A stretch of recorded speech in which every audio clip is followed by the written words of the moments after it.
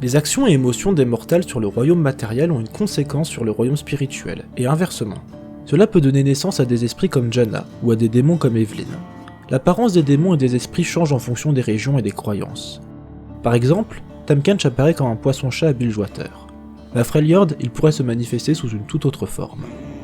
Nous avons aussi les Azakana, c'est une sorte de petits démons parasites. Ce ne sont pas des entités démoniaques à part entière comme Evelyn ou Fiddlesticks. Ils s'accrochent à la peur ou à la faiblesse d'une seule personne et absorbent ses émotions négatives jusqu'à tuer leurs hôtes.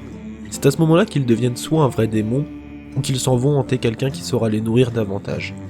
Les Azakana sont de plus en plus nombreux suite à la guerre contre Noxus, et dans un futur très proche, Ionia pourrait très bien finir par être envahie de démons.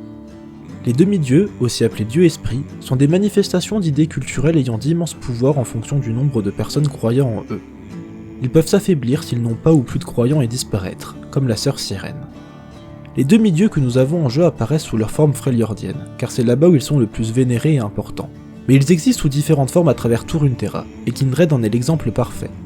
La forme que nous avons en jeu est la façon dont ils sont représentés à Freljord, mais chaque culture a une interprétation différente de Kindred. Les demi-dieux ne possèdent donc pas de forme physique fixe, mais elles changent en fonction des pensées et des croyances de ceux qui les vénèrent. Les Yordles sont des créatures magiques originaires de Bendel, un monde merveilleux qui existe au sein du royaume spirituel.